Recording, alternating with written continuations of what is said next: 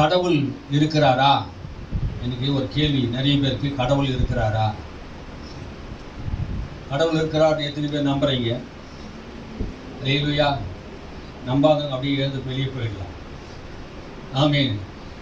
கடவுள் இருக்கிறார் என்கிற நம்பிக்கை நமக்கு இருக்குது. அல்லேலூயா. கடவுள் இருக்கிறாரா? இன்னைக்கு நிறைய மனிதர்கள் சில கேள்விகளை கேட்கிறார்கள்.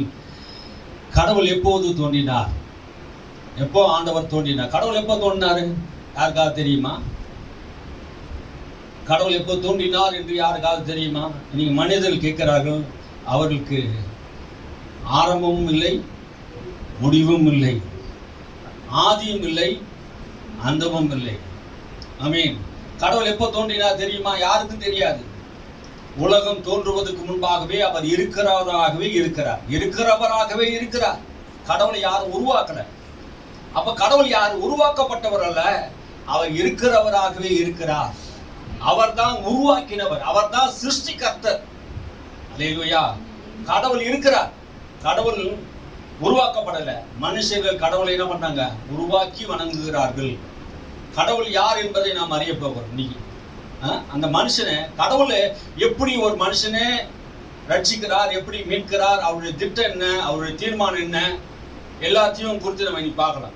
ஒரு சில காரியங்களை நம்ம என்ன பண்ணலாம், கொஞ்சம் நேரத்தில் பார்த்துடலாம். நான் சுருக்கமாக தான் சீக்கிரமாக அதை முடிச்சிடலான்ட்டு சில விஷயங்களை நம்மோட கூட பேசணும் ஆமையான விரும்புகிறார். அல்லேலூயா. கடவுள் யார் என்பதை குறித்து நம்ம என்ன பண்ணணும்? அறியணும். வேதாகம் என்ன சொல்லுது? கர்த்தர் நேற்றும் இன்றும் என்றும் மாறாதவர். நேற்றும் மாறல, இன்றும் மாறல, என்றும் மாற போறதில்லை. நாம் தான் இன்னைக்கு இருக்கிறோம், நாளைக்கு இருக்க மாட்டோம். ஆமென். அல்லேலூயா. அப்போ கடவுள் மாறாதவரா இருக்கிறார். நேற்றும் இன்றும் என்றும் மாறாதவர்னா என்ன அர்த்தம்? கர்த்தர் மாறாதவர். யாராவது அவரை போய் மாற்ற முடியுமா? சில பேர் அப்படி நினைக்கிறாங்க, ஜெபம் பண்ணி மாத்திடலாம் அப்படின்னு. நான் கர்த்தர், நான் மாறாதவர், நீ வேணா மாறிக்கோ அப்படின்றார். அல்லேலூயா. அவர் நீதியிலிருந்து மாற மாட்டார், அவர் உண்மையிலிருந்து மாற மாட்டார், அவர் அன்பிலிருந்து மாற மாட்டார், அவர் பரிசுத்தத்திலிருந்து ஒரு நாளும் மாற மாட்டார். அவர் இருக்கிறவராகவே இருக்கிறார். அல்லேலூயா. அவர் நீதி உள்ளவராக இருக்கிறார். எபிரேயர் சொல்லும் போது அப்படிதான் சொல்றார், அவர் நேற்றும் இன்றும் என்றும் மாறாதவராக இருக்கிறார். மனுஷன் தான் மாறிக்கின்னு இருக்கிறான். கடவுள் மாறாதவராக இருக்கிறார். அவர் உலகம் தோன்றுவதற்கு முன்பாகவே அவர் இருக்கிறவராக இருக்கிறார். ஆதியிலே அவர் செல்ல பிள்ளையா இருந்தார். உண்டாக்கப்பட்டதெல்லாம் அவர் மூலமாகவே உண்டாயிற்று. ஆமே. எல்லாமே உண்டானது எல்லாம் யாரால உண்டாயிற்று? வார்த்தையினால் உண்டானது என்று வேதம் சொல்கிறது. நம்முடைய தேவனுடைய பேர் என்ன? வார்த்தை என்று யோவான் சொல்லுகிறார். ஆதியிலே வார்த்தை இருந்தது, அந்த வார்த்தை தேவனிடத்திலிருந்து, அந்த வார்த்தை தேவனாய் இருந்தது என்று வேதம் சொல்லுகிறதா. அந்த வார்த்தை இந்த பூமியிலே மனுஷ அவதாரமா மாம்சத்தின் வடிவிலே இயேசுவாக இந்த பூமியிலே வெளிப்பட்டார். கடவுள் யார் என்று கேட்டார், அவர் பூமியில மனுஷனாக பிறந்தார். அல்லேலூயா. கடவுளை ஒரு மனுஷன் அறியவில்லை என்று யாரும் சொல்ல முடியாது. கடவுள் இந்த பூமியில மனித அவதாரமாக எடுத்தார். அதுதான் சத்தியம். ஆமென். கடவுள் இந்த பூமியில மனிதன், கடவுள் பூமியில மனுஷனாக பிறக்க வேண்டும். அவன் பிறந்து நம்ம படுற பாடலாம் படணும்னு ஒரு கவிஞன் எழுதுனா பாருங்க. கடவுள் பூமியில பிறக்கணும்னா அவர் பிறந்துட்டார். அவருக்கு தெரியல, ஏதோ எழுதிட்டார். ஆனா கடவுள் இந்த பூமியிலே பிறந்தாரு, அவர் வாழ்ந்தாரு. அவர் என்ன பண்ணாரு? மனுஷனுக்காக பல பாடுகளை பட்டு அவமானங்கள் அடைந்து சிலுவையிலே, கோர சிலுவையிலே அவர் தன்னுடைய ஜீவனை ஒப்பு கொடுத்தார். அல்லேலூயா. கடவுள் யார் என்பதை மனிதன் இன்னும் அறியாததுனால தான் கடவுளை குறித்து என்ன பண்றான்? ஆராய்ச்சி பண்ணி நிற்கிறான். கடவுள் என்ன உருவத்தில் இருந்தார் என்பது மனிதனுக்கு தெரியாது. கடவுள் ஆவியா இருக்கிறார். அவரை தொழுது கொள்ளுகிற யாரும் என்ன பண்ணணும்? ஆவியோடு உண்மையோடு தொழுது கொள்ளணும். அல்லேலூயா. கடவுளை குறித்து சில மனிதர்கள் பேசுகிறார்கள். அவர் பேசுகிற பேச்செல்லாம் சில ரஷ்யா தேசத்துல ஒரு கம்யூனிஸ்ட் கட்சிக்காரன் பேசுகிறார். கடவுளை நம்பக்கூடாது, கடவுள் இல்லை, கடவுளை நம்புகிற முட்டாள் மூடன், கடவுள் இல்லவே இல்லை அப்படின்னு சொல்லி அங்கே ஒரு கம்யூனிஸ்ட் தேசத்திலே ஒரு பெரிய புரட்சி பண்ணி கொண்டு இருக்கிறார். அந்த பேச்சை கேட்டுக் கொண்டிருந்த ஒரு குருடன் அங்கே நின்று கொண்டிருந்தான். கடவுளே இல்லை, கடவுளை நான் பார்க்கவே இல்லை, அதனால கடவுள் இல்லை என்று சொல்கிறார். வானத்தை நான் பார்த்தேன், வானம் இருக்கிறது, பூமியை பார்த்தேன், பூமி இருக்கிறது, குளங்களை பார்த்தேன், ஆறுகளை பார்த்தேன், அவை எல்லாம் இருக்கிறது. கடவுள் என்பவரை நான் தேடி பார்த்தேன், எங்குமே இல்லை. என் அறிவு கெட்டினபடி தேடி பார்த்தேன், கடவுள் இல்லவே இல்லை என்று சொல்லி அந்த பிரசங்கத்தை அவன் முடிக்கும் போது அங்க இருந்த பூடன் சொல்லுகிறான், கடவுள் இல்லை என்று கடவுளை நான் பார்த்தாதான் நம்புவேன் என்று சொல்லுகிற போது, அப்போ அது அங்க இருந்த பூடன் சொல்லுகிறான், பிரசங்கியாரே, நான் உன்னை பார்க்கவில்லை, என் கண்களுக்கு உன்னை தெரியவில்லை, ஆகினால நீயும் இல்லை அப்படி என்று சொன்னார். அப்போதான் புரியுது, அப்போ நம்ம மூளை அறிவினாலே நாம் கடவுளை பார்க்க முடியாது. கடவுள் எப்படி இருக்கிறார் என்பது வேதம் தெளிவாய் சொல்லுகிறது. அல்லேலூயா. அதை குறித்து நாம் பார்க்க போறோம். அவர் எப்படி தன்னை வெளிப்படுத்தினார், கடவுள் தன்னை எப்படி வெளிப்படுத்தினார் என்பதுதான் நம்ம என்ன பண்ண போறோம், பார்க்க போறோம். எப்படி அவர் வெளிப்படுத்தினார், அவருடைய கோபம் ஏன் இந்த பூமிக்கு வந்தது, இதெல்லாம் நம்ம பார்க்கணும். ஆமீன். வாசிப்போம். ரோமர் புஸ்தகம் 1 அதிகாரம் 18 வசனம். ரோமர் 1:18. சத்தியத்தை அநியாயத்தினாலே அடக்கி வைக்கிற மனுஷனுடைய எல்லாவித அவபக்திக்கும் அநியாயத்துக்கும் விரோதமாய் தேவ கோபம் வானத்திலிருந்து வெளிப்படுத்தப்பட்டிருக்கிறது. தேவனை குறித்து அறியப்படுவது அவர்களுக்குள்ளே வெளிப்பட்டிருக்கிறது. தேவனே அதை அவர்களுக்கு வெளிப்படுத்தி இருக்கிறார். எப்படி என்றால், காணப்படாதவைகளாகிய அவருடைய நித்திய வல்லமை, தேவத்துவம் என்பவைகள் உண்டாக்கப்பட்டிருக்கிறவைகளினாலேயே உலகம் உண்டானதற்கு முதற்கொண்டு தெளிவாய் காணப்படும். ஆதலால் அவர்கள் போக்கு சொல்ல இடமில்லை.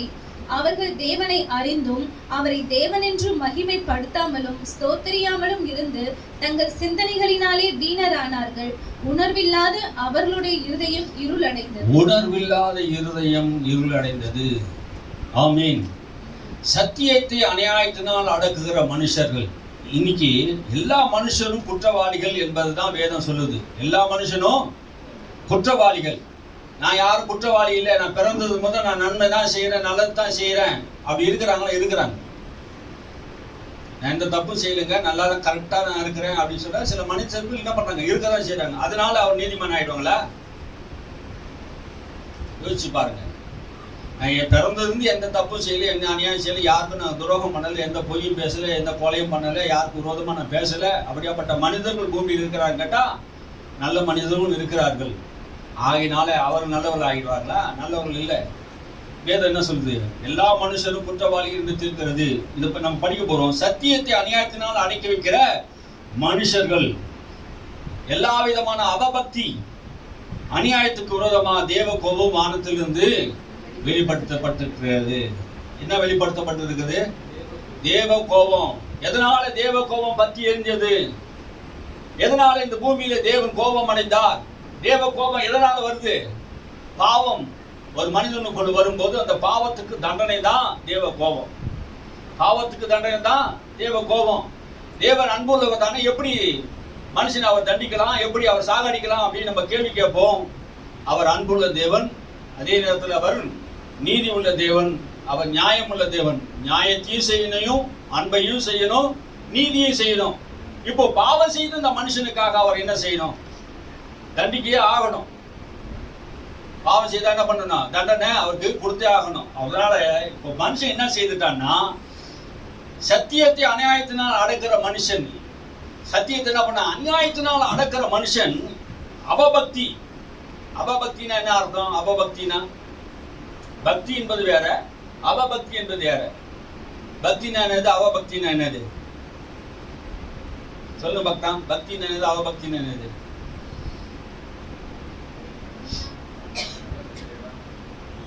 பக்தினா என்னது, அவபக்தினா என்னது? ஏன் இந்த கேள்வி கேட்கிறேன் நான் புரிஞ்சுக்கணும்.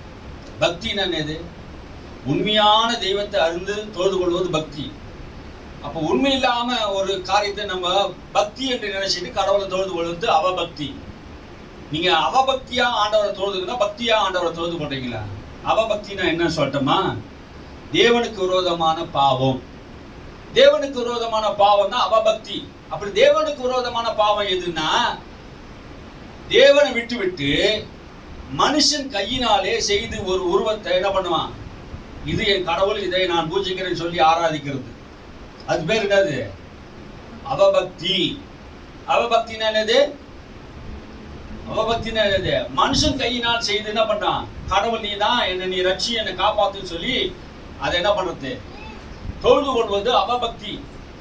அப்போ அவபக்தி. அநியாயம்னா என்னது? அநியாயம் எது? நீ பண்றது சரியில்லையா, அநியாயமா பண்றியா அப்படின்னு அர்த்தம். ஒரு மனுஷனுக்கு விரோதமா செய்யற காரியங்கள் அநியாயம். அநியாயம் என்னது? ஒரு மனுஷனுக்கு விரோதமா செய்கிற காரியங்கள் அநியாயமா இருக்கிறது. அந்த அநியாயம் எப்படி இருக்குன்னா, கொலை, பொய், களவு, கலகம், சண்டை பண்றது, இப்படிலாம் ஒரு மனுஷனுக்கு விரோதமான செய்யறது அநியாயம். இப்படி செய்கிற மனுஷன் யாருன்னா, அதான் சொல்ற, சத்தியத்தை அநியாயத்தின்னு அடைக்கிற மனுஷனுடைய எல்லா விதமான அவபக்தியும் அநியாயத்துக்கு விரோதமாக தேவ கோபம் என்ன பண்ணிருக்க, வானத்தில் வெளிப்பட்டு இருக்கிறது. யார் மேல இந்த கோபம் வந்தது? கோபம் யார் மேல வந்தது? கடவுள் கோபப்படுகிறார் என்று சொல்றோமே, ஏன் ஆண்டவர் கோபப்பட்டார்? அந்த கோபம் ஏன் வந்தது அப்படின்னு பார்க்க போனா, நோவா காலத்துல மனுஷன் நித்தமும் அவருடைய இருதயத்திலே நித்தம் என்ன பண்ணுச்சு, பொல்லாதவையிலா இருந்தது. நித்தமும் பொல்லாதவையிலா இருந்தான். கடவுளுடைய கோபம் வெளிப்படுறதுக்கு காரணம், நோவா காலத்துல அவன் இருதயம் பொல்லாதவையிலா, அது மனுஷனுக்கு விரோதமாக பொல்லாப்பு செய்யக்கூடியவனாக, அக்கிரமங்களை செய்யக்கூடியவனாக, அநியாயங்களை செய்யக்கூடியவனாக இருந்தான். ஆகினாலே நோவா கிட்ட கர்த்தர் சொல்றாரு, அவன் வாழ போறது 120 வருஷம் தான். அவன் ஆயுசு நாட்கள் சொல்லல. இன்னும் 120 வருஷம் கழிச்சு என்ன பண்ண போறான்? மனுஷன் அழிய போகிறான். இன்னும் 120 வருஷம் அவனுக்கு காலதாமதத்தை நான் கொடுக்கிறேன். 3 தலைமுறை என்ன பண்றேன் அவனுக்கு நான் கொடுக்கிறேன். 40. அப்போ 3 காலங்களை அவருக்கு கொடுக்கிறேன். அது வரைக்கும் ஆண்டவர் என்ன பண்ற, பொறுமையா இருக்கிறார். நோவா காலத்தில் பேழை கட்டும்படியாக. ஆமென். அப்போ 120 வருஷ காலமாக அவர் பொறுமையா இருந்தார். அவர் செய்த அக்கிரமத்தை பொறுமையா சகித்தார். 120 வருஷம் அவனுடைய அவபக்தியை அவர் பார்த்தார். பூமியில அவனுடைய சீர்கேடான வாழ்க்கை, ஆணோடு ஆணும் பெண்ணோடு பெண்ணும் அவலட்சணமான காரியம், மனுஷனுக்கு விரோதமா கொடுமை உள்ளவனாக, பராக்கிரமசாலியா இருந்து ஒருவனுடைய உடைமையில கொள்ளையடிக்கிறவனாக, அநியாயம் செய்கிறவனாக, நீதியே இல்லாத ஒரு காலத்திலே, எந்த சட்டம் இல்லை, எந்த அரசாங்கமும் இல்லை, எந்த நீதியும் இல்லை. யார் வேணா அடிக்கிறான். எவன் பலசாலியா இருக்கணும் அவன் போய் எல்லாரையும் அடிச்சு கொண்டுலாம். யாரையும் கேட்க முடியாது. மனசாட்சிக்கு அவன் பயப்படல. அன்னைக்கு நியாயப்பிரமாணம் இல்லை, சத்தியம் இல்லை. அவன் சுத்த மனசாட்சிக்கு பயப்படல. கடவுளுக்கு விரோதமாக நான் இப்படி படைக்கலையே மனுஷனை. ஆண்டவர் பார்க்கிறார், நான் இப்படி படைக்கலையே. அப்ப எப்படி இந்த மனுஷன் ஆயிட்டான்? அநியாயத்தை செய்கிறான். சத்தியத்தை என்ன பண்றான்? மனசுல செய்யறது தப்பு என்பது உணர்ந்தும் உணராம என்ன பண்ண, அடக்கி வைக்கிறான். நான் செய்யறது தப்பு இல்ல, சரிதான், நான் சரியாதான் பண்றேன், நான் சரியாதான் பண்ணிட்டு இருக்கேன் அப்படின்னு சொல்லி சத்தியத்தை என்ன பண்ணான்? இருதயத்துல அநியாயமா அடக்கி வைக்கிறான். அவன் மேல்தான் தேவ கோபம் வருது. அவன் மேல்தான் தேவ கோபம் வருது. சத்தியத்தை அநியாயத்தினால் அடக்குகிறான். மனசாட்சி பிரமாணத்தை மீறுகிறான். நியாய பிரமாணம் இல்லாத காலத்துல மனுஷனுக்கு மனசாட்சி பிரமாணம் கொடுத்திருக்கிறார். இந்த மனசாட்சி பிரமாணம் சொல்ற பாருங்க. மனசாட்சி பிரமாணம் என்ன தெரியுமா? நீ செய்யறது சரியா சரியில்லையா என்பது மனசாட்சி என்ன பண்ணுமா சொல்லும். நம்ம செய்யறது சரியில்லை சரி என்பது மனசாட்சியை சொல்லும். நியாய பிரமாணம் வேண்டிய அவசியமே இல்லாத காலத்துல எப்படி ஆண்டவர் நியாயம் தீர்ப்பார் அப்படின்னா, உன் மனசாட்சியே சொல்லும் நீ செய்தது அநியாயம் தான், நீ செய்தது தப்பு தான். வேற ஒருவர் வேண்டாம், மனசாட்சியிலும் பெரியவர் ஒருவர் உண்டு. அந்த மனசாட்சியை சரியா நம்ம வைத்திருக்கணும். ஹல்லேலூயா. இன்னைக்கு நம்மளுக்கு புஸ்தகம் இருக்குது, நியாயப்பிரமாண புஸ்தகம் நமக்கு இருக்குது, புதிய ஏற்பாடு புஸ்தகமும் நமக்கு இருக்குது. ஹல்லேலூயா. இன்னைக்கு சபை இருக்குது, சொல்லிக் கொடுக்கிறதுக்கு ஆள் இருக்குது. இன்னைக்கு எத்தனையோ வேத வல்லுநர்கள் இருக்கிறார்கள். ஆமென். ஹல்லேலூயா. உங்க கையில் மொபைல் இருக்குது. வேதத்தை எப்ப வேணா எங்க வேணா எப்படி வேணாலும் பெரிய பெரிய நாலேஜ் உள்ளவர்கள் எல்லாம் பேசுகிறதெல்லாம் நம்ம கேட்க முடியும். அப்ப அறிவில்லாத காலங்களிலே மனுஷர்கள் எப்படி இருந்தாங்க? கொடூர மனுஷர்களாக இருந்தாங்க, பொல்லாதவர்களாக இருந்தாங்க. ஆகினாலே ஆண்டவர் சொன்னாரு, நான் இந்த பூமி என்ன பண்ண போறேன், நிக்கிரகம் பண்ண போறேன் என்று சொல்லி, இன்னும் 7 நாள் இருக்குது. நோவாக்கு சொல்ல கடைசியா இன்னும் 7 நாளுக்கு இரவு பகலும் 40 நாள் அளவும் இந்த பூமியிலே வானத்திலும் மழையை நான் பண்ணுவேன், தோன்ற பண்ணுவேன் சொல்லி, பூமியிலே நான் உண்டாக்கிய எல்லா ஜீவராசியும் நிக்கிரகம் பண்ணுவேன். நிக்கிரகம் பண்ணிட்டார். அவபக்திக்கு விரோதமாக தேவ கோபம் வானத்திலே வெளிப்பட்டு இருக்கிறது. அவபக்தியை நீக்குகிறார். இந்த அவபக்தியை ஆண்டவர் யாரெல்லாம் அவபக்தியா இருக்கிறதோ தேவ கோபம் வெளிப்படுகிறதா இருக்கிறது. எங்க வெளிப்படுத்த? வானத்தில் வெளிப்பட்டது. வானத்தில் வெளிப்பட்ட மழை, வெள்ளம். இன்னைக்கு நிறைய மழை வெள்ளம் வருது. கடவுள் இருக்கிறாரா அப்படி கேக்குறேன்னா, தேவ கோபம் ஏன்? அவர் பொறுமையா இருந்தாரு.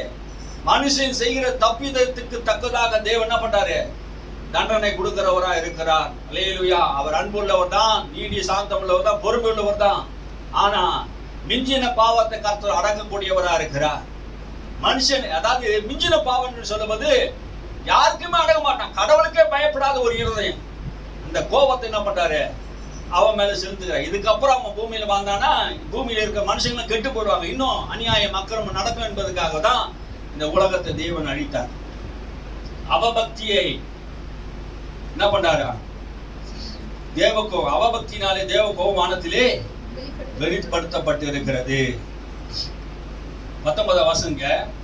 தேவனை குறித்து அறியப்படுவது அவர்களுக்குள்ளே வெளிப்படுத்தப்பட்டிருக்கிறது, தேவனே அதை அவர்களுக்கு வெளிப்படுத்தி இருக்கிறார். தேவனை குறித்து அறியப்படுவது அவர்களுக்குள்ளே வெளிப்படுத்தப்பட்டு இருக்கிறது. தேவனை குறித்த அறிவு, இன்னைக்கு கடவுள் இல்லை என்று யாரும் சொல்ல முடியாது. தேவனை குறித்து அறிகிற அறிவு எல்லா மதத்திலும் உண்டு, எல்லா மதத்திற்கும் சொல்லப்படுது. எனக்கு தேவனை யாருமே அறிவிக்கவில்லையே, எனக்கு பைபிள் இல்லையே, தேவனை பத்தி எனக்கு எப்படி தெரியும்? நான் காட்டில வாழ்ந்தேனே, எனக்கு எப்படி தேவனை பத்தி எனக்கு தெரியும்னா, தேவனை குறித்து அறிகிறதுக்கு அறிவு எல்லாருக்கும் வெளிப்படுத்தப்பட்டு இருக்கிறது. எப்படி வெளிப்படுத்தப்பட்டது? ஒரு கேள்வி வருது.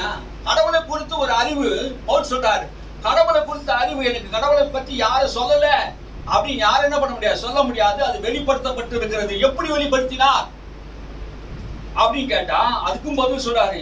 எப்படி என்றால் காணப்படுகிறவராகிய அவருடைய நித்திய காணப்படாதவைகளாகிய அவருடைய நித்திய வல்லமை தேவத்துவம் என்பவைகள் உண்டாக்கப்பட்டிருக்கிறவைகளினாலே உலகம் உண்டானது முதற்கொண்டு தெளிவாய் காணப்படும், ஆதலால் அவர்கள் போக்கு சொல்ல இடமில்லை. இப்ப என்ன சொல்ல வர்றாரு இங்க பவுலு? எப்படி என்றால் காணப்படாதவைகளாகிய அவருடைய நித்திய வல்லமை. கடவுளுடைய நித்திய வல்லமை யாருன்னா பார்த்து இருக்கிறீங்களா? கடவுளுடைய நித்திய வல்லமை யாருன்னா பார்த்து இருக்கு? நம்ம பார்க்கல. காணப்படாத அவருடைய நித்திய வல்லமை, அவருடைய வல்லமை காணப்படுகிறவைகளாகவே நாம் பார்க்கிறோம். கடவுளை எப்படி பார்க்கிறோம்? கடவுளுடைய நித்திய வல்லமை நம்ம எப்படி பார்க்கிறோம்? காணப்படாதவைகளாகி அவருடைய நித்திய வல்லமை காணப்படுகிறவைனாலே பார்க்கிறோம். எப்படி காணப்படுகிறது? சூரியன், சந்திரன், நட்சத்திரங்கள், பூமி, மலைகள், கடல்கள், ஆகாயங்கள், இதெல்லாம் பார்க்கும்போது இவைகள் எல்லாம் ஒரு சாதாரண ஒரு மனுஷனால சிருஷ்டிக்கப்பட்டதல்ல. சூரியனை பார்க்கும்போது, சந்திரனை பார்க்கும்போது, நிலாவை பார்க்கும்போது, ஆகாய மண்டலங்களை பார்க்கும்போது யோசிக்கணும். இது சாதாரண ஒரு விஷயம் அல்ல. படித்தவன், படிப்பறிவில்லாதவன், ஞானிகள், பூமியில யாரா இருந்தாலும் கடவுள் ஒருவர் உண்டு என்பதை எல்லா மனுஷனுக்கும் அவருடைய நித்திய வல்லமை காண்பிக்கிறது. காணப்படாத அவர் நித்திய வல்லமை காண்கிற இந்த வானம் பூமியும் சாட்சியிடுகிறது. கடவுள் ஒருவர் உண்டு என்பது இந்த சூரியனும் சந்திரனும் நட்சத்திரங்கள் என்ன பண்ணுது? சாட்சியிடுகிறது. கடவுள் இல்லை என்று யாராவது சொல்ல முடியுமா? சின்ன பிள்ளையா இருக்கும் போது இவ்வளவு பெரிய வானத்தை எப்படி யார் படைச்சாங்க என்று நினைச்சேன். சின்ன பிள்ளையா இருக்கும்போது அதான் நான் நினைச்சிருக்கிறேன். இந்த சூரியனை, அவ்வளவு பெரிய சூரியனை எப்படி அங்க கொண்டு போய் வச்சாங்க? இந்த ஆகாய விரிவு எப்படி அங்க போச்சு? இவ்வளவு தண்ணீர் கடல்ல போய் எப்படி இவ்வளவு ஆண்டவர் போய் சேர்த்தாரு? எல்லாம் நினைச்சு பார்த்துருக்கீங்களா? நான் நினைச்சு பார்த்த நாட்கள் உண்டு. அப்போ கடவுள் ஒருவர் உண்டு என்பதை நாம் எப்படி அறியணுமா? காணப்படாத அவருடைய நித்திய வல்லமை, காணப்படுகிற சூரியன், சந்திரன், நட்சத்திரத்தின் மூலமா கடவுள் ஒருவர் உண்டு, இப்படியாப்பட்டவைகளை உண்டாக்கினவர்டா அவருடைய நித்திய வல்லமை. இன்னைக்கும் சூரியன் அழியலங்க. உலகம் தோன்றின இந்த நாள்ல இருந்து இன்னைக்கு சூரியன் அழியல. ஒரு நிமிஷத்துக்கு எத்தனை லட்சம் டன் அது எரிஞ்சு கொண்டு இருக்குது. அது எரியுது. எவ்வளவு சக்தி வேணும்? அவ்வளவு சக்தியும் கடவுள் அதுக்கு கொடுத்திருக்கிறார். பல நூறு, 1000 ஆண்டுகள், 6000, 7000 ஆண்டுகள் ஆகியும் இன்னைக்கு சூரியன் சக்தி மறையல, சந்திரன் நட்சத்திரம் சக்தி மறையல. அதுக்கு வல்லமை கொடுத்தது யாரு? ஆற்றலை கொடுத்தது யாரு? இதெல்லாம் நம்ம யோசிக்க வேண்டியது தானே. அததான் பவுல் சொல்கிறார். எப்படி எனில் காணப்படாத அவருடைய நித்திய வல்லமை தேவத்துவம் என்பவைகள் உண்டாக்கப்பட்டிருக்கவினாலே உலகம் உண்டானது முதற்கொண்டு எப்போ உலகம் உண்டாச்சோ அன்னிலிருந்து என்ன பண்ணுதான் தெளிவாய் காணப்படுகிறது. ஆதலால் போக்கு சொல்ல இடமில்லை. என்ன போக்கு சொல்ல? தேவனை குறித்து அறியப்படுவதற்கு அறிவு காணப்படுகிற இந்த உலகத்தை பார்த்தாலே தெரியும் கடவுள் ஒருவர் உண்டு என்று. கடவுள் இல்லை என்று யாரும் சொல்ல முடியாது என்பதுதான் இங்கே பவுல் சொல்லுகிறார். அல்லேலூயா. அவர்களை என்ன பண்றாங்க? கடவுள் வானத்தையும் பூமியும் படைத்தவர் தான் கடவுள். சூரியன் சந்திரனை உண்டாக்கினவர் தான் கடவுள் என்பதை மனுஷன் என்ன பண்ணல, அறியாததுனால்தான் அவர் என்ன பண்ணல, சூரியனை தொழுது கொள்கிறார்கள், சந்திரனை தொழுது கொள்கிறார், நட்சத்திரங்களை தொழுது கொள்கிறார். இன்னைக்கு என்ன நட்சத்திரம் உங்களுக்கு என்ன நட்சத்திரம் அப்படின்னு கேட்பாங்களே, நிறைய பேர் கேட்டுக்கிறாங்களா? நட்சத்திரம் என்ன நட்சத்திரம், என்ன நட்சத்திரத்தை பிறந்தீங்கன்ட்டு. எல்லா நட்சத்திரம் நமக்காக தான் பிறந்திருக்கு. சில பேர் வால் நட்சத்திரமா இருக்கிறாங்க. எல்லா நட்சத்திரமும் நமக்காக தான் பிறந்திருக்கு. ஆமென், அல்லேலூயா. இத்தனை கோள்கள் நமக்காக தான் உண்டாக்கப்பட்டு இருக்குது. இன்னைக்கு நட்சத்திரங்களை பார்த்து, காலங்களை பார்த்து இதெல்லாம் சொல்றாங்க. அப்ப உண்டாக்கப்பட்டது எல்லாம் யாருக்காக உண்டாக்கப்பட்டது? தேவனுக்காக உண்டாக்கப்பட்டது. அவரை வெளிப்படுத்துகிறது. எது? சூரியன் சந்திரனும் யாரை வெளிப்படுத்துதான்? கடவுள் யார் என்பதை, என்னை உண்டாக்கினவர் ஒருவர் உண்டு என்பதை இந்த சூரியனும் சந்திரனும் ஒவ்வொரு நாளும் எழுந்துக்கும் போது சொல்லுது. என்னை உண்டாக்கின தேவன் என்னை அனுப்பினார், நான் என் வேலையை செய்கிறேன், அவரை தொழுது கொள் என்று சொல்லுகிறது. இது எத்தனை மனுஷனுக்கு அது புரியுது? இன்னைக்கு சூரியனும் சந்திரனையும் போய் தொழுது கொள்வார். மனுஷன் என்ன பண்ணான்? அதை போய் வணங்க ஆரம்பிச்சிட்டான். எதை வணங்க ஆரம்பிச்சிட்டான்? சூரியனையும் சந்திரனும் கடவுள் என்று சொல்லி என்ன பண்ணான்? அதை வணங்க ஆரம்பிச்சான். இந்த சூரியனையும் சந்திரனையும் படைத்தவரை நீ தொழுது கொள்ள வேண்டியாக அது என்ன பண்ணுது? உங்ககிட்ட பேசுது. காலையிலே சாயந்தரத்தில் என்ன பண்ணுது? அவர் நம்ம கிட்ட பேசுது. இதை செய்யாம என்ன பண்றான் மனுஷன்? அவரை தேவன் என்று அறிந்தும் அவரை தேவன் என்று அவர்கள் தேவனை அறிந்தும் அவரை தேவன் என்று மகிமைப்படுத்தாமலும் ஸ்தோத்திரியாமலும் இருந்து தங்கள் சிந்தனைகளினாலே வீணரானார்கள். உணர்வில்லாத அவர்களுடைய இருதயம் இருளடைந்தது. அவர் தேவன் என்று அறிந்தும் அவர் தேவன் என்று சோத்தரிக்காமல் தொழுது கொள்ளாமல் இருக்கிறார்கள். அவர் தேவன் என்று கடவுள் என்று தெரியும், அவர் என்ன பண்ணல? சோத்தரிக்கல, நமஸ்கரிக்கல. எப்படியாப்பட்ட ஒரு வாழ்க்கையை மனுஷன் வாழ்றான் பாருங்க. அப்போ பிரெஞ்சு தேசத்தில் ஒரு புரட்சி ஏற்பட்டது. அந்த புரட்சியிலே தேவனை நம்பக்கூடிய, தேவனை நம்பாதீர்கள், தேவன் இல்லை, கடவுள் இல்லை என்று சொல்லி ஒரு மனுஷன் பேசிக்கொண்டே இருக்கிறான் பிரெஞ்சு தேசத்துல. அந்த பிரெஞ்சு தேசத்தை அவன் பேசிக்கொண்டே இருக்கும்போது அவன் சொல்லுகிறான், கடவுளை நம்பக்கூடிய எந்த காரியமும் இருந்தால் அதை வெட்டி போடுங்கள், உடைத்து போடுங்கள். அப்படியாப்பட்ட நம்பிக்கை நமக்கு தேவையில்லை, கடவுள் இல்லை அப்படின்னு சொல்லி என்ன பண்ணான்? பயங்கரமா நம்பிக்கை இல்லாதவர்களாக அவங்க பேசிக்கொண்டு இருக்கும்போது கேட்ட மக்கள் எல்லாருக்கும் இந்த மூட நம்பிக்கை, கடவுள் என்கிற ஒரு மூட நம்பிக்கையை நம்ம விட்டு அகற்ற வேண்டும் என்று சொல்லி பிரெஞ்சு தேசத்துல ஒரு என்ன பண்ணான்? பிரசங்கித்துக் கொண்டு இருக்கிறான். அப்போது ஒரு சின்ன பையன் எழுந்து என்ன பண்ணான்? அப்படியே கடவுளை நினைவுபடுத்துகிற இந்த சூரியனும் சந்திரன் நட்சத்திரங்களையும் போய் உடைத்து விடுவோம் என்று சொன்னான். புரியுதா என்ன சொல்றதுன்னு? அந்த பையன் என்ன சொன்ன உடனே, கடவுளை நினைவுபடுத்துகிற இந்த சூரியனும் சந்திரன் நட்சத்திரத்தை என்ன பண்ணா? போய் உடைச்சு விடுவோம், கடவுளுடைய சின்னத்தை அடித்து விடுவோம் என்று சொன்னார்கள். அவருடைய அறிவு ஞானம் எல்லாம் பைத்தியமாய் போயிட்டு அந்த சின்ன பையனுடைய வார்த்தையில. அல்லேலூயா. எத்தனை பேருக்கு புரியுது நான் சொல்றது?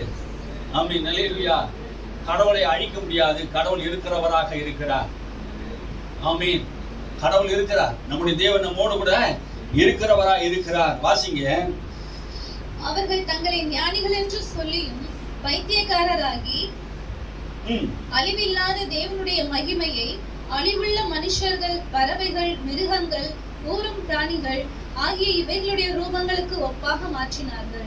மனுஷன் என்ன பண்ணிட்டான்? கடவுளை தொழுது கொள்ளாமல், படைத்தவரை தொழுது கொள்ளாமல், சூரியன் சந்திர நட்சத்திரங்களை தொழுது கொண்டு ஊரும் பிரயாணிகளை தொழுது கொண்டான், பாம்பை தொழுது கொள்றான், கழுதையை தொழுது கொள்றான், எரும மாட்டை தொழுது கொள்றான். இன்னைக்கு எதையோ மனுஷன் என்ன பண்றான்? தொழுதுகிறான். அப்படிதான் சொல்றாரு, அழிவில்லாத தேவனுடைய மகிமையை, அழிவில்லாதது தேவனுடைய மகிமை. சூரியன் சந்திரன் அழிவுள்ளதா? எங்க அப்பா முப்பாட்ட காலத்துல இருந்து, ஆபிரகாம் காலத்துல இருந்து, மோசே காலத்துல இருந்து இன்ன வரைக்கும் என்ன பண்ணல? இன்னும் அழியாததா இருக்குது. அதுவே அழிவில்லாதது இருக்குது. அழிவுள்ளதாகி இதுன்றாரு. சூரியன் சந்திரன் நட்சத்திரம் கூட ஒரு நாள் அழிஞ்சிடும். அழிவுள்ளதாகி இது மனுஷனுடைய பார்வையில கடவுளா தெரியுது. இதை என்ன பண்ணான் மனுஷன்? கடவுளா வணங்க ஆரம்பிச்சிட்டான். சூரிய நமஸ்காரம் பண்ணிட்டு இருக்கிறான். அன்னைக்கு நம்ம தப்புன்னு சொல்றோமா? சூரியனை படைத்தவரை துதியுங்கள். ஆமென். உங்க அறிவு கெட்டது தான் நீங்க பேசுறீங்களே தவிர, உங்களுக்கு அறிவு கெட்டாத ஒரு காரியம் இருக்கிறது. இதை படைத்தவரை சோதரிங்கள். வாசிங்க. அறிவில்லாத தேவனுடைய மகிமையை அறிவுள்ள மனுஷர்கள் என்ன பண்ணிட்டாங்களா?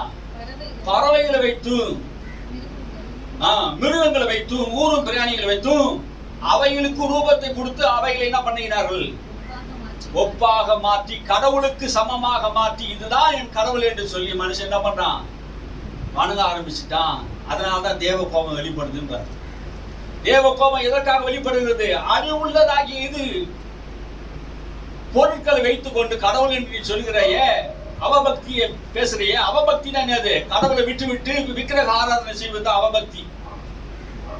அப்ப அந்த அவபக்திக்குள்ளாதவர்களே தேவ கோபம் என்ன பண்ணுது? வெளிப்படுத்தக்கூடியதா இருக்குது. இது நிமித்தம் அவங்க தங்கள் இருதயத்தில் உள்ள இச்சையின்படி ஒருவரோடு சரீரங்களை அவமானப்படுத்தத்தக்கதா தேவன் அவர்களை அசுத்தத்திற்கு ஒப்பு கொடுத்தார். இன்னைக்கு மனுஷன் ஏன் அசுத்தமா இருக்கிறான்? தேவனை தொழுது கொள்ள வேண்டிய மனுஷன் தேவனை தொழுது கொள்ளாததினாலே அவருடைய சரீரங்களை அவமானப்படுத்தத்தக்கதாக, அவர் பாவம் நிறையத்தக்கதாக, பாவத்தின் சம்பளம் மரணம் என்று அவர் பூர்ணமடையத்தக்கதாக அவர் என்ன பண்ணாரா? ஒப்பு கொடுத்துட்டார். என்ன சொல்ல ஒப்பு கொடுத்தாருன்னு அர்த்தம்? கடவுள் போய் புடிச்சு கொடுத்துட்டாருன்னு அர்த்தமா? இல்ல. உங்க மன விருப்பத்துப்படி நீங்க எல்லாம் என்ன பண்ணுங்க, செய்ய வேண்டியதெல்லாம் செய்யுங்க, உங்க இஷ்டப்படி நீங்க செய்யுங்க, நான் யாரையும் கட்டாயம் பண்ணலன்ற. ஒப்பு கொடுத்ததுன்னா அர்த்தம் உங்க விருப்பத்தின்படி செய்யுங்க. கடவுள் அன்பு உள்ளவர். அல்லேலூயா. ஒப்பு கொடுக்கிறாருன்னா தமிழ் அர்த்தம் அப்படி சொல்லுது. ஒப்பு கொடுத்தாருன்னா மாட்டி கொடுக்குற மாதிரி இருக்குது. கடையில ஒப்பு கொடுத்தாரு என்ன அர்த்தம்? உங்க மன விருப்பத்துப்படி எல்லாம் நீ என்ன பண்ணுங்க, செய்யுங்க.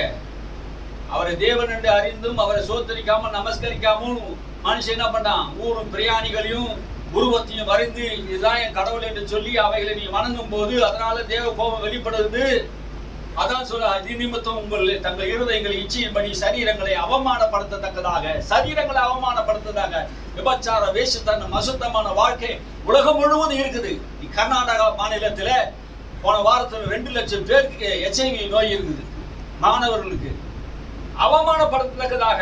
அது எப்படி வந்தது சொல்றாங்க, காரணம் தான் சொல்றாங்க. ஊசி போட்டு, போதை ஊசி போட்டதுனால, ரத்தத்தை கலந்ததுனால வந்ததுனாங்க. பாவம் தன்னை வெளிப்படுத்தக்கூட தன்மை உடையதா இருக்கிறது. பாவம் பூர்ணமான போது அது கர்ப்பம் தரிக்கிறது. கர்ப்பம் தரிச்சு எல்லாருக்கும் தெரிய வந்துடும். பாவத்தை ஒரு நாள் யாரும் மறைச்சு வைக்க முடியாது. எந்த மனுஷன் பாவம் செய்தாலும் அந்த பாவத்துக்கு தண்டனை கண்டிப்பா அவன் என்ன பண்ணுவான்? அடைந்தே தீரணும். இதெல்லாம் சாக்கு போக்கு சொல்றாங்க. நாங்க சரியாதான் இருக்கிறோம், கரெக்டா தான் இருக்கிறோம் அப்படின்னு. சரீரங்களை அவமானப்படுத்தத்தக்கதாக வெளியரங்கமாக கோலமாக்கினார். அதனால தேவ கோபம் வெளிப்படுகிறது. தேவனுடைய சத்தியத்தை அவர்கள் பொய்யாக மாற்றி சிருஷ்டிகரை தொழுது செவியாமல் சிருஷ்டியை தொழுது சேவித்தார்கள். அவரே என்றென்றைக்கு ஸ்தோத்திரிக்கப்பட்டவர். அல்லேலூயா. சத்தியத்தை அவர்கள் என்ன ஆக்கினாங்க? பொய்யாக மாற்றினார்கள். கடவுள் இல்லவே இல்லை என்று சொல்றாங்க. கடவுளை நம்ப கூடாதுன்னு சொல்றாங்க. ஏன் கடவுளை நம்ப கூடாது, ஏன் கடவுளை இல்லைன்னு சொல்றாங்கன்னா, தங்களுடைய பொல்லாத காரியங்கள் வெளிப்படையா தெரிஞ்சுவிடும். கடவுள் இருக்கிறார். கடவுள் எப்படி இருக்கிறார்? அவர் ஒளியா இருக்கிறார். அவர் ஒளியா இருக்கிறார் என்று வேதம் சொல்லுது. ஏன் அவன் வரமாட்டான் அந்த ஒளி இடத்துல? இயேசுதான் அந்த மெய்யான ஒளி. ஏன் அவன் வரமாட்டான்? தன்னுடைய காரியம் பொல்லாதவையா இருக்கிற அப்படின்னாலே அந்த மெய்யான ஒளி இடத்துல அவன் என்ன பண்ணல, வரவில்லை என்று யோவான் சொல்லுகிறார். அல்லேலூயா. தன்னுடைய அந்தகார கிரியை தேவனுக்கு முன்பாக தெரிந்து விடுமே, கடவுள் இல்லை என்று சொல்லி விடுவோம். அதனாலதான் என்ன பண்ணான்? கடவுள் இல்லை என்று சொன்னான். அப்ப என்ன அர்த்தம்? சத்தியத்தை தன்னுடைய பாவத்தினாலே மூட பண்ணுகிறான். தேவன் என்ன பண்றான்? கடவுள் இல்லை என்று சொல்லிட்டா சத்தியத்தை, அவமானத்தை தன் பாவத்துல மூடுறான். அதை கேட்க கூட விருப்பம் இல்லை நிறைய மனுஷனுக்கு. சத்தியத்தை கேட்கறதுக்கு நிறைய மனுஷனுக்கு விருப்பம் இல்லை. நீங்க வாசி பாருங்க, அப்போஸ்தலர் நடவடிக்கை புத்தகத்துல பிலிக்ஸ் என்பவன் பவுலோடு கூட பேச விரும்புறான். இந்த வசனத்தை எடுத்து வாசிங்க.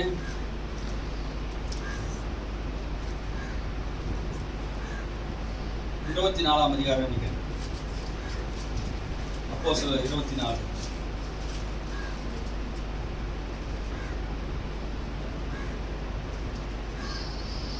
24 வாசிங்க. சில நாளைக்கு பின்பு பேலிக்ஸ் யூத ஸ்திரீயாகிய தன் மனைவி துர்சில்லாளுடனே வந்து பவுலை அழைப்பித்து கிறிஸ்துவை பற்றும் விசுவாசத்தை குறித்து அவன் சொல்ல கேட்டான். அவன் நீதியையும் இச்சை அடக்கத்தையும் இனி வரும் நியாய தீர்ப்பையும் குறித்து பேசுகையில் பேலிக்ஸ் பயமடைந்து, இப்பொழுது நீ போகலாம், எனக்கு சமயமான போது உன்னை அழைப்பிப்பேன் என்றான். பாருங்க இங்க என்ன நடக்குதுன்னா, இந்த ஆளுநர், இந்த யாரு இவர்? ஆளுநர் பிலிக்ஸ் என்பவன்.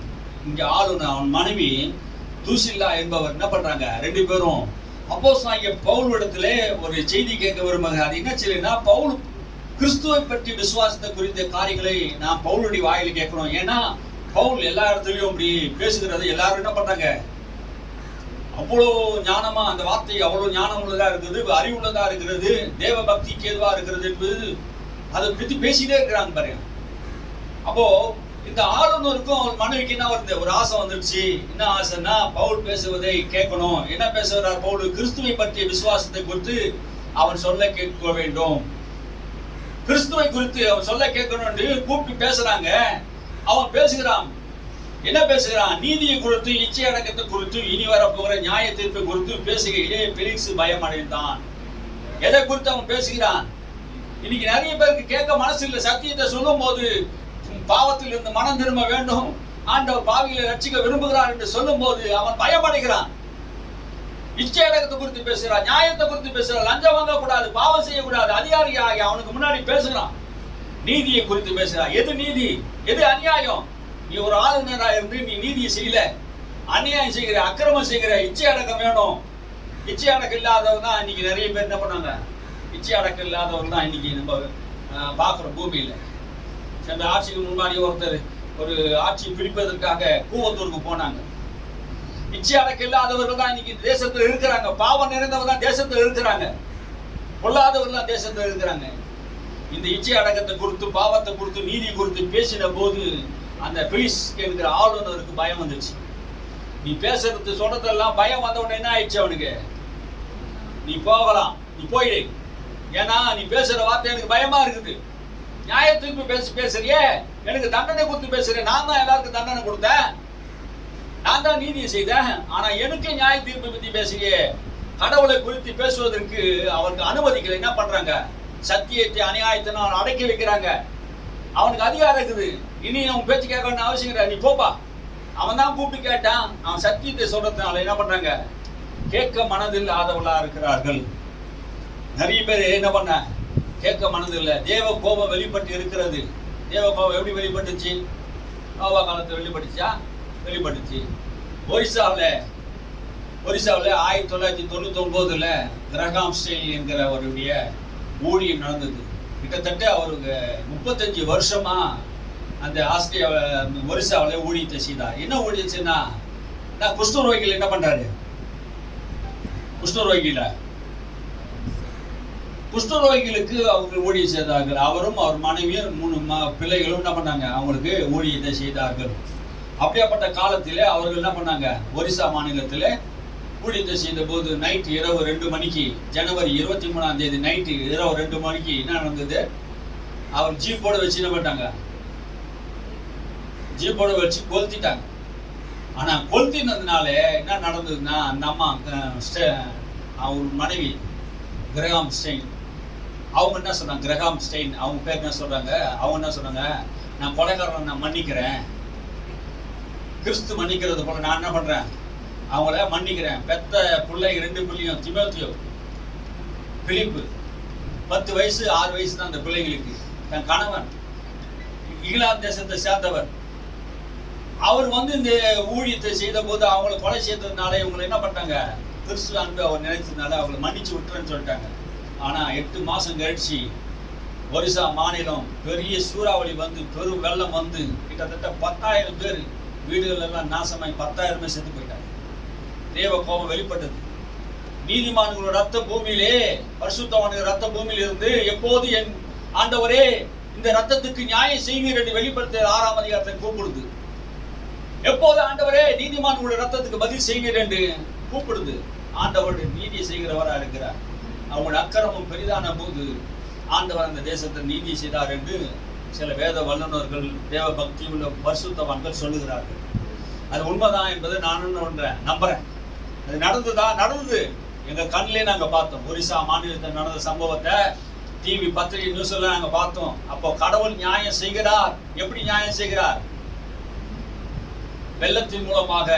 நோவா காலத்தில் பாவம் செய்தவர்கள் வெள்ளத்தினால் அழிச்சது உண்மைதானங்க. பாவத்தினால் தானே அவர் அழிச்சாரு. அதே போலதான் அந்த வெள்ளம் வரும்போது அதை தான் நாங்கள் நினைவுபடுத்துறோம். வேதத்தை நாம் என்ன பண்ணுகிறோம், ஆராய்ச்சி பண்ணுகிறோம். பாவம் செய்தவர்களை கர்த்தர் தப்ப விடல, அவர் நீதி செய்கிறவராக இருக்கிறார் என்பதை நாம் அறிகிறோம். அல்லேலூயா. வாசிங்க ரோமர் புஸ்தகம்.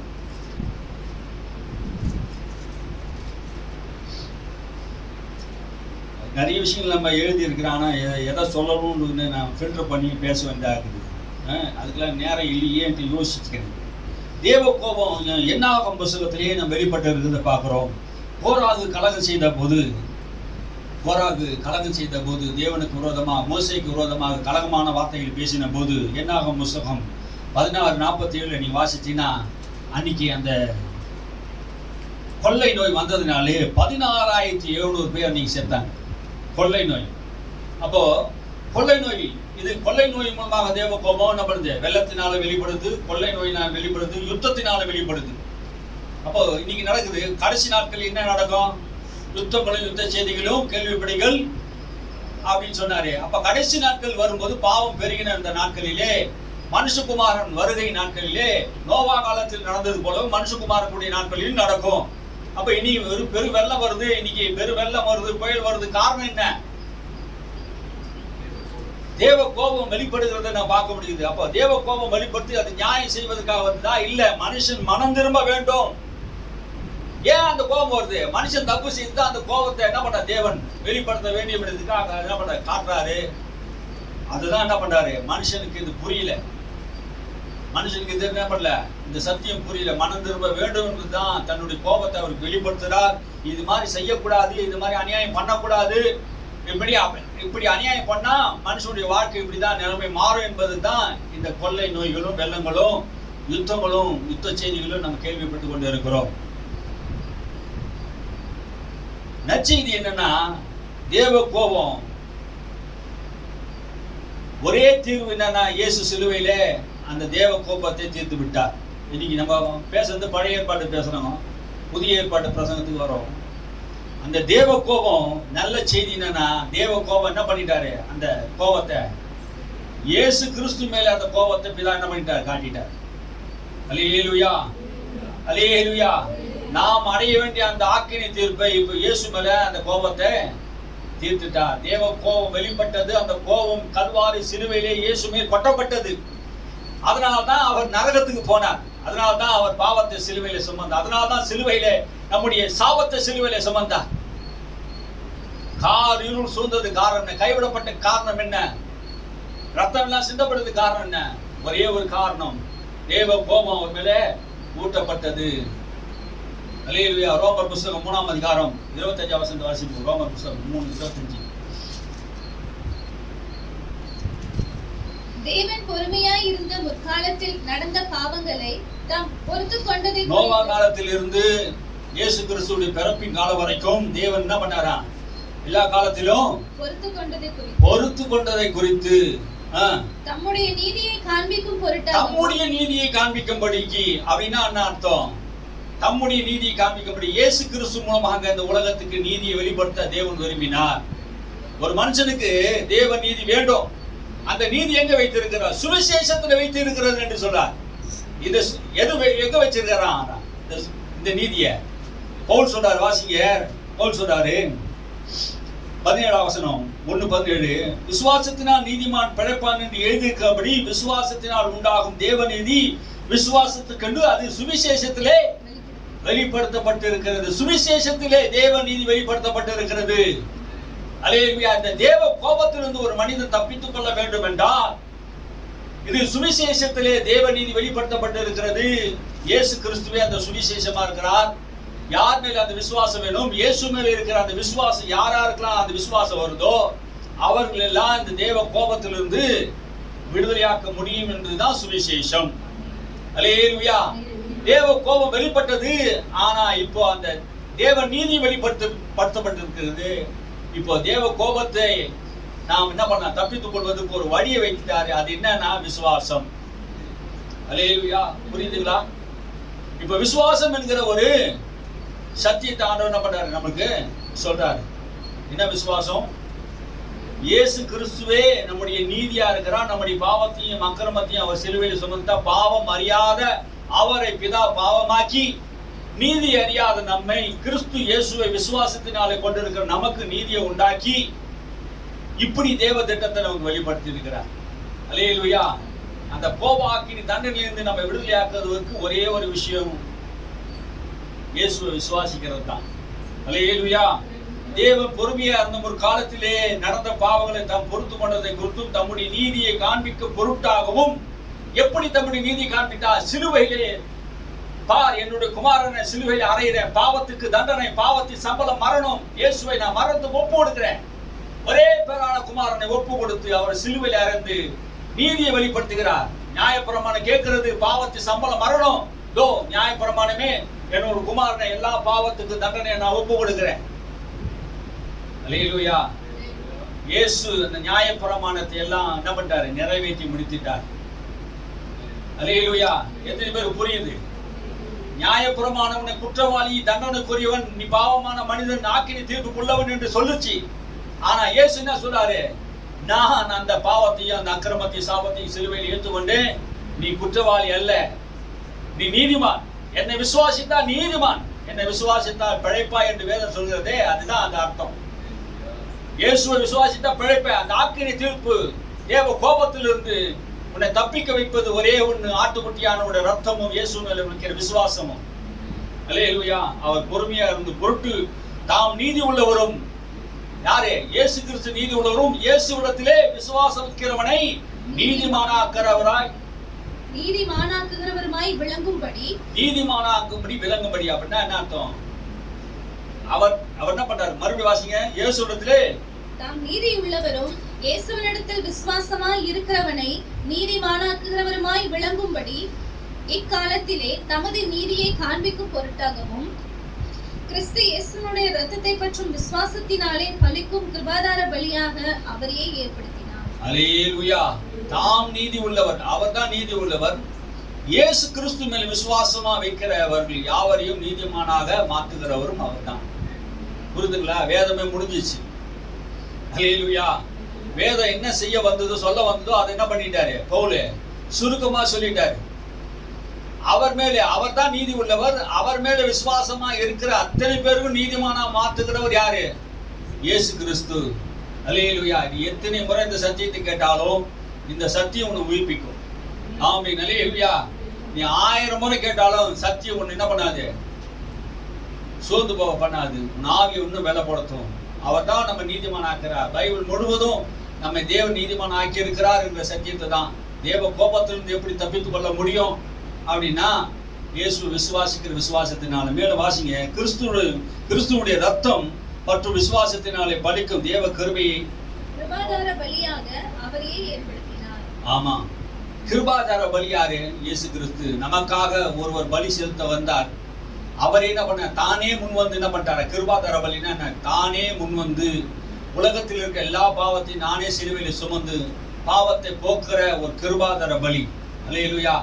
அவரே முன் வந்தாராம். யாரும் அவரை கட்டாயப்படுத்தல, பிதா அவரை கட்டாயப்படுத்தல. நானே முன் வரேன், ஜீவ புஸ்தகத்தை எழுதி இருக்கிறபடி நான் இறங்கி போகிறேன், என்னை நான் ஒப்பு கொடுக்கிற உலகத்தின் பாவத்தை சுமந்து தீர்க்கிற தேவ ஆட்டுக்குட்டி என்று யோவான் சாணன் சொல்லுகிறாரே. தேவனுடைய கோபத்தை சுமந்து தீர்க்கிற தேவ ஆட்டுக்குட்டியாக இந்த உலகத்திலே அவர் வந்தார். இப்படி இருக்க மேன்மை பாராட்டல் எங்கே அப்படின்னு என்ன அர்த்தம்? எந்த மனுஷனும் மேன்மை பாராட்ட முடியாது. ஏன்னா தேவ கோபத்தை ஆற்றினவர் அவர் தான். எந்த மனுஷனுடைய நீதினால் அல்ல, இயேசு கிறிஸ்துடைய நீதினால் தான் ஒரு மனுஷன் நீதிமான ஆக முடியும். இப்படி இருக்கு. எந்த மனுஷன் மேன்மை பாராட்ட முடியும்? எந்த மனுஷனுக்கு மேன்மை பாராட்ட முடியாது. அப்படின்னா என்ன அர்த்தம்? நான் நீதிமான் என்று யாரும் சொல்ல முடியாது. ஏன்னா கல்வாரி சிலுவையிலே அவர் மரித்ததினாலே அவர் மேல் விசுவாசம் வைத்தாதான் நீதிமான் ஆக்கப்பட முடியும். அதனால்தான் தேவ கோபம் உன்னை விட்டு நீங்கும். அது நீக்கப்பட்டதே. எது நீக்கப்பட்டது? மேன்மை பாராட்ட நீக்கப்பட்டதே. எந்த பிரமாணத்தினாலே? கிரியா பிரமாணத்தினாலா அல்லது விசுவாச பிரமாணத்தினாலே? அப்படிங்கிற நீ கிரியை செய்ததினாலே நீ நீதிமானாக்கப்பட்டியா? இல்ல நியாய பிரமாணத்தினால நீ நீதிமானாக்கப்பட்டியா? இல்ல விசுவாசத்தினால நீதிமானாக்கப்பட்டியா? அப்படி 3 கேள்வி கேட்கிறாரு. நம்ம என்ன பதில் சொல்ல போறோம்? இயேசுவை பற்றி விசுவாசத்தினாலே நான் நீதிமானாக்கப்பட்டு இருக்கிறோம். அல்லேலூயா. புரியுதுங்களா சொல்றது? இயேசு மேல வைக்கிற விசுவாசத்தினால் நாம் என்ன பண்ணிருக்கோம்? நீதிமானாக்கப்பட்டு இருக்கிறோம். வாசிங்க. ஆதலால் மனுஷன் நியாய பிரமாணத்தின் கிரியைகள் இல்லாமல் விசுவாசத்தினாலே நீதிமானாக்கப்படுகிறான் என்று தீர்க்கிறோம். அப்போ என்ன சொல்றா வர்றார் பவுல்? மனுஷன் நியாய பிரமாணத்தின் கிரியினால விசுவாசத்தினாலே நீதிமானாக்கப்படுகிறான். விசுவாசத்தினால் நீதிமான் பிழைப்பான் என்று எழுதியிருக்கிறதே, அந்த விசுவாசம் எதை குறித்து சொல்றார் பவுலே? எதை குறித்து சொல்றாரு? அந்த விசுவாசத்தை இயேசுவை குறித்து சொல்றாரு.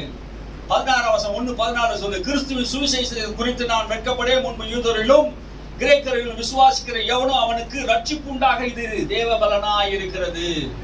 அல்லேலூயா. நீ யூதனா இருக்கலாம், கிரேக்கனா இருக்கலாம், நீ ஆபிரகாமி சந்ததியா இருக்கலாம், நீ ஞானிகளில் பிறந்த ஞானியா இருக்கலாம், இல்ல ஒருவேளை படிப்பறிவு இல்லாதவனுக்கு நீ பிறந்திருக்கலாம். யாரா இருந்தாலும் சரி, இந்த சுவிசேஷம் தேவ பலனை உண்டாக்கும். அல்லேலூயா. இத பற்றி தான் பேசுறார். இந்த சுவிசேஷம் எந்த சுவிசேஷம்? எந்த சுவிசேஷம்? இவர் பவுல் எதை சொல்ல வர்றாரு? எதை சொல்ல வர்ற?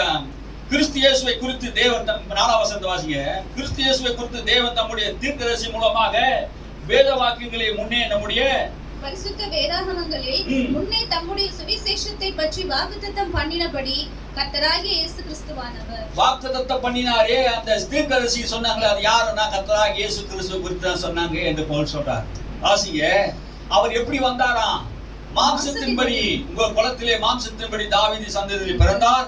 பரிசுத்தமுள்ள ஆவியின்படி தேவனுடைய சுதன் என்று மரித்தோரிலிருந்து உயிர்த்தெழுந்ததினாலே பலமாய் ரூபிக்கப்பட்ட தேவகுமாரனுமாய் இருக்கிறார். அல்லேலூயா. அவர் எப்படி வெளிப்பட்டார் என்று இந்த சுவிசேஷம் என்ன சுவிசேஷம்? அவர் தாவீதின் சந்ததியில் பிறந்தார். அவர் மரித்தோரிலிருந்து பலமா ரூபிக்கப்பட்ட தேவகுமாரன், உயிர்த்தெழுந்ததினாலே பலமா ரூபிக்கப்பட்ட தேவகுமாரன். இவர் தான் கடவுளுடைய மகன் என்பதை விடப்பட்டாரே வெளிப்படுத்துகிறார். கல்வாரி சிலுவையின் மூலமாக இவர் மரித்தார் என்பது சத்தியத்தை சொல்லுகிறார். அது மாத்திரமல்ல, சகல ஜாதிகளும் அவருக்கு கிறிஸ்துவினாலே, அவர்களுக்குள் இயேசு கிறிஸ்துவினால் அழைக்கப்பட்டவர்களாகிய உங்களையும் தமது நாமத்தின் நிமித்தம் விசுவாசத்துக்கு கீழ்ப்படிய பண்ணும் பொருட்டு எங்களுக்கு கிருபையையும் அப்போஸ்தல ஊழியத்தையும் அருளி செய்திருக்கிறார். அவர் நாமத்துக்கு கீழ்ப்படியும் பொருட்டு இந்த ஊழியம் எதுக்கு? அப்போஸ்தல ஊழியம் எதுக்கு? பாஸ்டர் ஊழியம் எதுக்கு? தீர்க்கதரிசி ஊழியம் எதுக்கு? போதகர் ஊழியம் எதுக்கு? அவர் நாமத்துக்கு கீழ்ப்படியும் பொருட்டு அப்போஸ்தல ஊழியத்தை எங்களுக்கு தந்தார் என்று சொல்கிறார். அப்போஸ்தல ஊழியம் எதற்கு? எல்லாருக்கும் ஆண்டவர் ஊழியத்தை எதுக்கு தந்திருக்கிறார்னா, கிறிஸ்துவை அவர்கள் எல்லாருக்கும் அறிவிக்கும்படி. அதனால்தான் பவுல் சொல்லுகிறார், கிரேக்கருக்கும் மூடருக்கும் ஞானிகளுக்கும் நான் கடனாளியா இருக்கிறேன். ரோமாபுரியில் இருக்கிறவர்களுக்கு என்னால் இயன்ற மட்டும் சுவிசேஷத்தை பிரசங்கிக்க விரும்புகிறேன். சுவிசேஷத்தை நான் பிரசங்கிக்கிறேன், நல்ல செய்தியை பிரசங்கிக்கிறேன். இயேசு கிறிஸ்து தான் அந்த நியாய தீர்ப்பிலிருந்து நம்மை விடுதலையாக்க முடியும், தேவ கோபத்திலிருந்து நம்மை விடுதலையாக்க முடியும். இவரை பற்றி விசுவாசத்தினால் மனுஷன் நீதிமானாக முடியும் என்பதுதான் இன்னைக்கு செய்தி. அல்லேலூயா. இன்னைக்கு செய்தி என்ன? தேவ கோபம் எப்படி வெளிப்பட்டது? பாவத்தினால் வெளிப்பட்டது. அந்த கோபம் எப்படி தீர்க்கப்பட்டதுன்னா கல்வாரி சிலுவையில் தீர்க்கப்பட்டது. அந்த கோபத்துக்கு நம்ம எப்படி தப்பித்து கொள்ளணும்னா, இயேசுவை விசுவாசிக்கிற விசுவாசத்தினால தான் அந்த கோபத்தை வந்து தப்பித்து கொள்ள முடியும். காலம் சமீபமா இருக்குது, இயேசு வரப்போ வரார். அல்லேலூயா. ஒரு பகுதி தான் நம்ம இங்கே வாசித்தோம். இன்னும் நிறைய கடவுள் யார் என்பதை குறித்து நிறைய விஷயங்கள் இருக்குது. நேரம் ஆயிடுச்சு. நேரம் தான் நமக்கு பொல்லாத காரியமா இருக்கிறது. ஆமென். அல்லேலூயா. நம்ம இன்னைக்கு நம்ம புரிஞ்சுக்கிற இந்த சத்தியத்தை எல்லா மனுஷருக்கும் நம்ம என்ன பண்ணணும்? அறிவிக்கணும். எழுந்திருப்போம், ஸ்தோத்திரம் பண்ணுவோம். அல்லேலூயா. ஸ்தோத்திரம் கர்த்தாவே, ஸ்தோத்திரம் கர்த்தாவே. அல்லேலூயா. நன்றி ஆண்டவரே, உம்மை துதிக்கிறோம். ஸ்தோத்திரம் ஸ்தோத்திரம் ஸ்தோத்திரம் கர்த்தாவே. தேவனுடைய திட்டம் என்னன்னா, அல்லேலூயா, பரலோகத்தினுடைய திட்டம், பாவ மனிதன் கடவுளுடைய பார்வையிலே பாவ மனிதன், நியாயப்பிரமாணத்தின் பார்வையிலே மனுஷன் பாவ மனிதன். கடவுளுடைய பார்வையிலிருந்து நியாயப்பிரமாணத்தின் பார்வையிலிருந்தும் மனுஷனை தப்பி வைத்து அவனை நீதிமானாக்கி நித்திய வழியில கொண்டு போவதுதான் தேவ திட்டம். அந்த நித்திய வழிதான் இயேசு கிறிஸ்து.